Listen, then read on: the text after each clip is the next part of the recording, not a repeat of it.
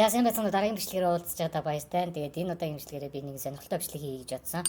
Энэ бол миний мэрэгчлээ холбоотой. Дээрээс нь аялахыг хүсэж байгаа аялах дуртай хүмүүст зориулсан бичлэг болж чадна гэдэгт итгэлтэй. Тэгээд энэ удаагийн бичлэгээрээ би дэлхийн шилдэг архитектуруудын одоо бүтээл болох уран барилгуудаар аялах болно. Энэ аялал маань Google Map аялал байх болно. За тэгээд эхний маань аялал Испани улсын Барселона хотоос эхэлж байна.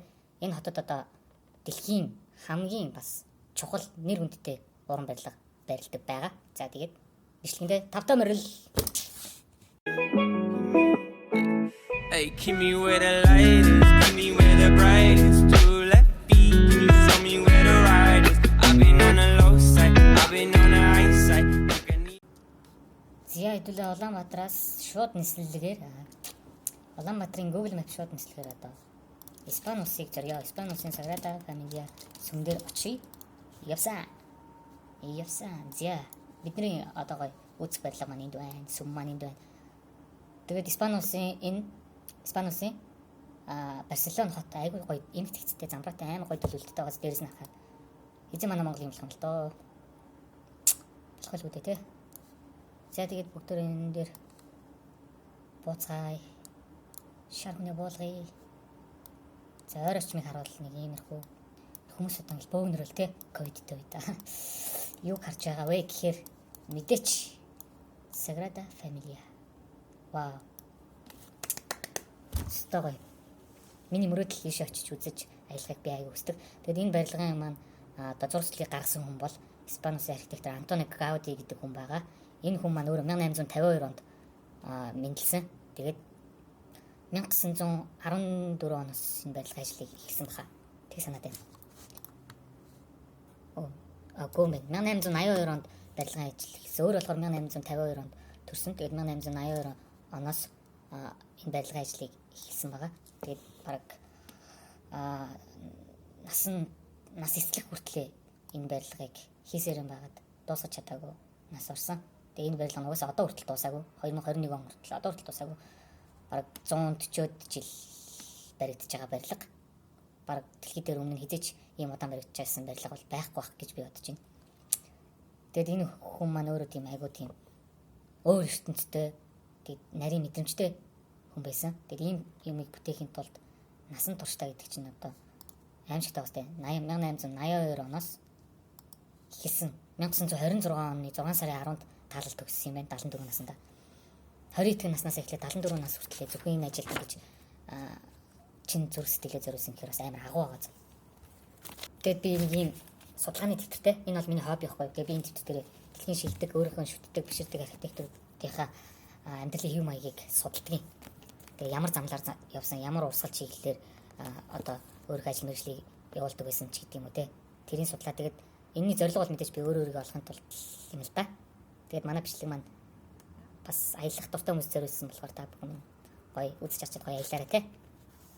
Тэгээд энэхүү төсөл энэхүү сүмийн маань барилга анхандаа ингээд баригдах үйл явцад те зураг төсөл хийгдэх үйл явцад тухай 36 онд Испани иргэний дайны үеэр 1936 онд Испани иргэний дайны үеэр ингээд одоо энэ барилга жоохон гэмтэх нурах ч юм уу аюул үүсээд тэгээд тэр хийж исэн зураг төсөл бүх бичиг баримт нь ингээд устдаж алга болж исэн гэж байгаа. Тэгээд энэ болгонд шантрахгүйгээр ингээд улам л энийг дуусгахын тулд хичээгээд яваал гэсэн байгаа байхгүй. Тэгэхээр бүр амар бидний орнос мод орж чадахгүй шүү дээ. Тэгэхээр төрсөн л хүн л юм л та. Дайм болоод тах чинь ажиллая гэсэн байгаа байхгүй. Энд тийм буудалцаа бөмбөг тэгэл аим шиг юм болж ахтлаа. Манай хүн зүгээр барилга барайл барилгын зургийг гаргаал тэгэл. Цаг ухрааж болдог бол очиод үзчихвэл гоё ихгүй те. Тэгээ 1915 оноос хойш бүхэл амьдралаа би зөвхөн энэ барилгад л зориулна гэж өөртөө хэлсэн. Тэгээд надад бол сайн найз гэж байхгүй, надад гэр бүл гэж байхгүй, надад захиалагч гэж байхгүй, надад хөрөнгө мөнгө гэж байхгүй. Би бүхэл амьдралынхаа турш зөвхөн энэ төсөл дээр ажиллах болно гэж дотроо өөртөө амлалт өгсөн байна л та. Тэгээ 36 онд мэдээж дайм болсон, бичиг баримтууд нь ингээд алга болсон, барилгын ажил нь зогссон, тэгэл тэр болгон шантрахгүй зүтгэсэн ийм барилга байна. Тэгээд энэ деталь болгоно ингээд гараар хийхээр бүр амар агааз. Одоо энэ уран баримттай түүнийг өдөөдөг байсан одоо урсгал чиглэл нь модернизм бас готик стил байсан. За тэгээ хэдүүлээ барилгатаа сайн танилцсан байх гэж бодож байна. Тэгээд ойр ойр харъя. Одоо ямар гоё юм бэ те. Одоо ингээл ийм олон хүн цугларч байгаа. Тэгэл ингээл цагдаа нар нэ. Ингээл харуул хамгаалтанд гарцсан байж юм. Одоо хүртэл баригдаж дуусаагүй барилга гэдэг нь угаасаа харвас хилтэй байгааз 140 хэдэн жил үргэлжиж байгаа. Энд кранууд нь байна. Дээш одоо барьсаар л байна. Хизээд дуусах нь бол энэ дээр байгаа.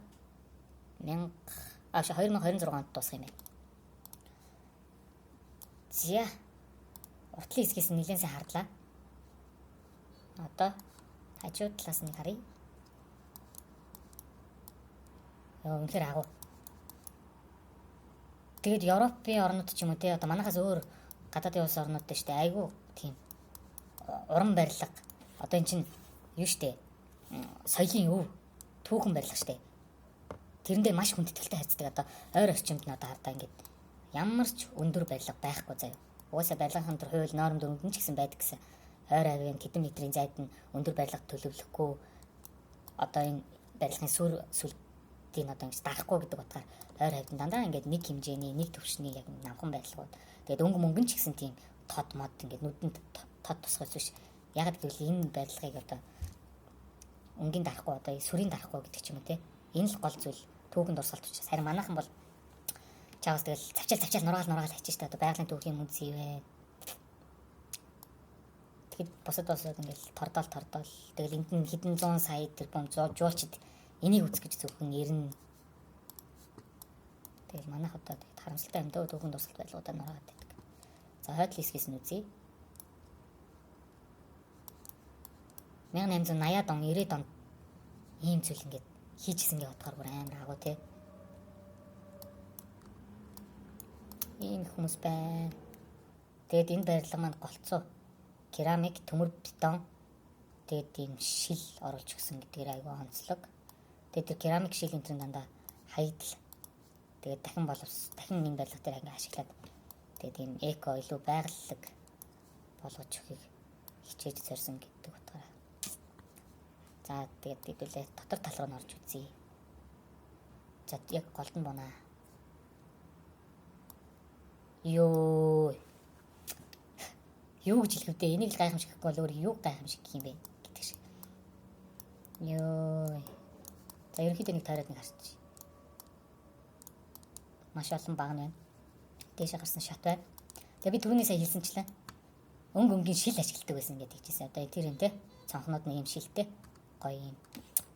Гэрлэнүүд ингээд нааша нарны гэрэл ингээд тусгаар энд ингээд ойж байгаа сүүдэр. Гэхдээ сүүдрэг нь гэрэл нь амар гоё юм тунгалаг. Ийм солонгорсон амар гоё орч. Яа солиотой. Юу бодож чинь та нарт. За ингээд дээж ахын бол хараа. Энэ хүн концепт өөрийнх нь өдөөдөг байсан зүйл нь байгаль гэж хэлсэн шүү дээ, тэ? Уран бүтээл хийхтэн. Тэгээд одоо ингээд харахаар надад бол яг мод харагдаж байгаа хгүй. Өөрөө ч гэсэн модноос концепт санаагаа авсан гэж ярьдаг. Тэгээд энэ мод дээшээ гарч ирээд ингээд мөчөр салаалаад ингээд хоорондоо ингээд нийлж байгаа юм гоё. Хийцэл харагдаж байгааз. Үнэн тансаг ёо. Энд дээр ингээд дандаа амттан дүрссэн юм уу да. Амт юм уу? Утга учиртай юм байгаа л үү те. Ингэж орд юм ээ. Энэ нэг юм энэ дэр байна. Одоо энэ дэр Христ Есүс Христ. Энэ дэр ингээд энэ дэр дээрээс үг мөг хэлээлээ. Илтгэл тавиал. Янз юм. За энэ бол гол танхим юм шиг байна. Яг л амар том байна. Би яг голдон босс учраас. За одоо энэ дөрвөн зах руу. Бой.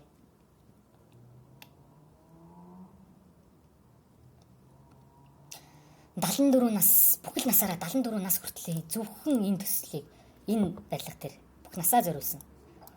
Өөрөө доторх тавилгыг хийдэг байсан гэж байгаа юм. Өөрөө энэ засал чимэглэлийн хийдэг байсан гэж байгаа юм. Зураг төслийн хийхээс гадна бүх юмаа өөрөө хийдэг байсан гэж байгаа. За тэгэхээр та бүхэн маань хэрвээ Испани улс руу явах гэж байгаа бол Испани улс руу аялах гэж байгаа бол заавал Барселона хотод очиод энэ барилгыг үзээрэй. Би очиж үзээгүй ч гэсэн дандаа яг ингэж Google Map-аар үздэг. Очиж үзэх юм бол би баг ойлгох уу. Нэг хүмүүс ч яг уцаар яриад байгаа юм. Энэ хараа уцаар яриад. Байна уу? Ээж. Энэ Sagrada Familia чи ямар тасархаа юм бэ? Би яг ойллаа. Би энд амьдрахаар боллоо. Баяртай. За энэ бүгдэн дээр нэг буугаад үзчихье те. Үш. Юу вэ? Тэгээ голцоо ер нь тэр 1800-аад оны үед дандаа юм гар уран баримл одоо тиймэрхүү юм амар хөгжсөн байсан учраас хөвчлэн гараар амар гой детальны зүйлүүдийг хийжсэн байгаа байхгүй юу. Тэгээ ер нь бүх танхимууд нь ингээд юу юм бэлээ. Айгу хоорондоо төстэй. За нэг иймэрхүү. Энийг үзэх гэж маш олон жуулчд ирдэг байгааз. За тэгэхээр та бүхэнд маань бичлэг маань таалагдсан гэдэгт итгэлтэй байна. Тэгээд энэ барилга маань Испани улсын Барселона хотод байрладаг Антонио Гауди гэдэг архитекторын бүтээл. Энэ хүн маань архитектор болсон цагаас 20 эдхэн наснаасаа эхлээд 74 нас хүртлээ зөвхөн энэ барилгын төлөө бүх амьдралаа зориулсан, гэр бүлээ хайсан, найз нөхөд болсон. Тэр хүний маш агуу том золиосны үр дүн гавья гэх юм уу энэний үндсэн дээр дэлхийд ийм агуу юм сүндэрлээд байж гэнэ гэдэг. Энд маш олон хүмүүс очиж аялдаг, сонирхдаг. Энэ бол гайхамшиг байхгүй. Тэгээд энэ хүний амьдралд айгүй өрөвдөлтэй. Ажлынхаа төлөө хамаг юм хайцсан заяа. Гэр бүл найз нөхөд бүх юм хайсан. Тэгээд энийг хийгээд ажилласаа гараад явж байхдаа троллейбусанд мөргүүлээд нас орсон гэж байгаа байхгүй. Тэгээд ингээд танигдахын арга болтол ингээд өөр болцсон. Тэгээд хүмүүс ерөөсөө таниагүй ингээд хүн өнгөрцөн таниагүй ингээд байж гисэн. Тэгээд нэг ажилтг үнэл таньсан юм шиг байна. Өн Антонио Гауди штэ нэтрэгээд тэгээд энэ хүний 74 наснда ингээд харамсалтай ослоос болоод ингээд нас орчиж байгаа байхгүй.